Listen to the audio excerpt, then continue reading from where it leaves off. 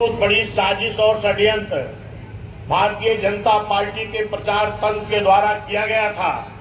फिर इस 24 के चुनाव में भी उस षड्यंत्र और साजिश को पूरी तरह साजिश करने की प्लानिंग हो रही है। जैसे आप जानते हो कि 2007 में इस उत्तर प्रदेश में तमाम दलों के बड़े बड़े गठबंधन तैयार किए गए थे, लेकिन बहुजन समाज पार्टी के नेता मान्या बहन जी ने किसी दल का गठबंधन नहीं किया था और मान्या बहन जी ने कहा था कि दलों का गठबंधन नहीं, हम जनता का गठबंधन बनाएंगे। कौन सी जनता? चाहे वो मुस्लिम भाई हो, चाहे पिछड़ा भाई हो, चाहे पिछड़ा भाई हो, चाहे SC ST भाई हो और चाहे न्याय पसंद ब्राह्मण क्षत्रिय वैश्य भाई हो।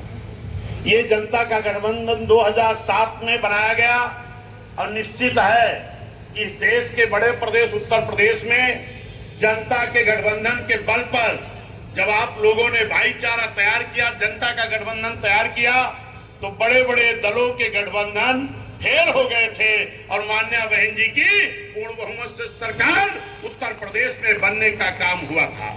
ये सही है कि गलत है? अगर ये सही है तो फिर आपको 2007 के तर्ज पर ये जो इंडिया और इंडिया गठबंधन बनाए लोग घूम रहे हैं, अपने जनता के गठबंधन के बल पर इनका गठबंधन फेल करके अपनी सीट से अपने भाई स्वतंत्र मौर्य को भारी मतों से जिता करके फेंक करके दिल्ली की कुर्सी पर आपको अपना कब्जा जमाना है। मान्या बहन जी को इस देश का प्रधानमंत्री बनाने की जरूरत है। आपने देखा था कि जो आज समाजवादी के लोग कह रहे हैं कि हम इंडिया गठबंधन बनाए हैं, जरा आप गौर करिएगा। 22 में से समाजवादी के साथ माननीय जयंत चौधरी जी थे, जो जाट वोट के बड़े ठेकेदार पश्चिम के हैं।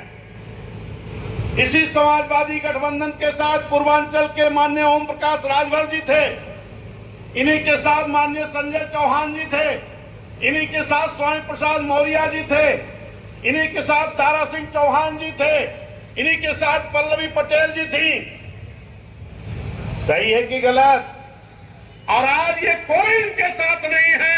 जब ये कुछ नहीं कर पाए तो आज इनके बस का कुछ रह नहीं गया है, क्योंकि इनके गठबंधन में आज कोई नहीं है। और जब मीडिया के लोगों ने इनके गठबंधन के साथी जब छोड़ कर भागे हैं, चाहे जैन से पूछा गया, चाहे ओम प्रकाश राजभर से पूछा गया, चाहे संजय चौहान से पूछा गया, चाहे बहन पल्लवी पटेल से पूछा गया, तो इन्होंने कहा कि समाजवादी पार्टी पूरी तरह से RSS और भाजपा के नीतियों से चलती है, इसलिए हम लोग इनको छोड़कर बाहर आकर के खड़े हो गए। और आज वो लोग जाकर के वहीं भटक रहे हैं। लेकिन मैं कहना चाहता हूं, आज जिनका गठबंधन है, भले ही 27-28 दल दिखाई पड़ रहे हों, लेकिन इनके साथ यूपी में कोई नहीं है। यूपी में इनका गठबंधन है कांग्रेस को लेकर के, जिस कांग्रेस के पास उत्तर प्रदेश में मात्र 2% वोट है और एक सांसद की सीट है। और इनके पास जिस तरह से मुस्लिम समाज BSP की तरफ रुझान बना रहा है, अगर उसी तरह से BSP में आने का काम किया तो समाजवादी के पास 7-8% से और कुछ वोट बचने वाला नहीं है। साथियों, 3 MP हैं सपा के पास, 1 MP कांग्रेस के पास, वर्तमान में जो हैं पूर्व के, अभी वर्तमान ही रहेंगे जब तक दूसरे नहीं बनेंगे, 4 हो गए। और बहुजन समाज पार्टी के पास 10 MP है। और अकेले हमारा SC ST का वोट 24-26% है। मैं अपने पिछड़े समाज के लोगों से कहना चाहता हूं, अपना वोट इकट्ठा कर लो और मुस्लिम भाई को भाईचारा के साथ जोड़ लो। किसी की जमानत यहां नहीं बचने वाली है, क्योंकि बड़ी संख्या आपके वोटरों की है। हे मेरे सम्मानित साथियों, बाबा साहब ने वोट का अधिकार इसीलिए सब समाज को देने का काम किया था कि ताकि सभी समाज के लोग जीत करके विधानसभा लोकसभा जाने का काम करेंगे। लेकिन बड़ी दुर्भाग्य की बात है कि आप जानते हैं कि वोट पड़ना शुरू कब हुआ? 1952 में। और BSP का गठन कब हुआ? 1984 में। कितना साल हो गया? लगभग 32 साल बीत गया।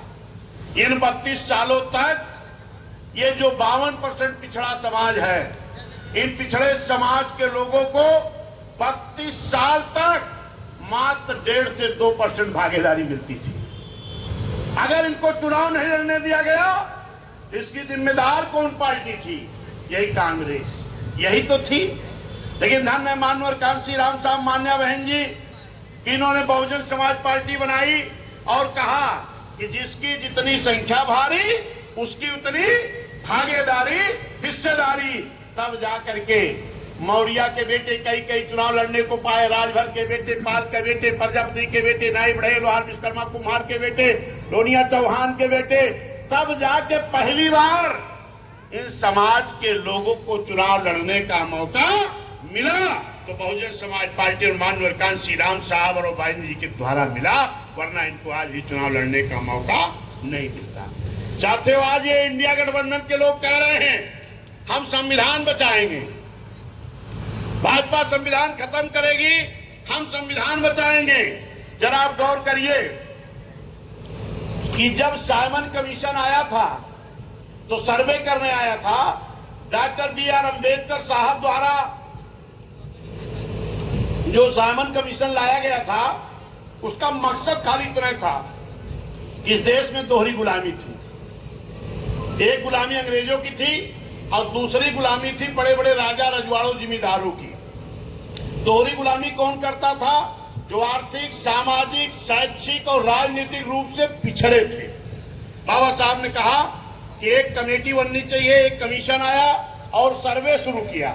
गांव-गांव में सर्वे करना जाता था कि जितने लोग भी आर्थिक, राजनीतिक, सामाजिक, शैक्षिक रूप से पिछड़े हैं, इनका सर्वे करके इनको आरक्षण दे दिया जाए। तो बाबा साहब दिन भर कमेटी के साथ रहते थे और रात में जाके पिछड़े समाज के लोगों से कहते थे कि आपके गांव में भी कमेटी वाले आएंगे, आप भी अपनी सच्चाई बता देना ताकि आपको भी आरक्षण मिल जाए, कि पिछड़े लोग आरक्षण के बल पर अगड़े लोगों के बराबर खड़े हो सकें। लेकिन मेरे साथियों, जिन लोगों ने, समतल एरिया के लोगों ने सूची में नाम दर्ज कराया, वो अनुसूचित जाति में हो गए। जो पहाड़ी क्षेत्रों के लोगों ने सूची में नाम दर्ज कराया, वो अनुसूचित जाति हो गए। और जिन लोगों ने बाबा साहब की बात को नहीं माना, अपने दुश्मनों की बात को माना, वो क्या रह गए? पिछड़े के पिछड़े रह गए, ओबीसी रह गए। लेकिन धन्य डॉक्टर बी.आर. अम्बेडकर साहब, उन्होंने कहा चलो अगर पिछड़े आज मेरी बात को नहीं माने हैं तो मैं संविधान में आर्टिकल 340 के तहत व्यवस्था दे रहा हूं, जब कभी इस देश में हुकूमतें चलेगी तो फिर से सर्वे करके इनको आरक्षण दे दिया जाएगा। पहली बात है 1952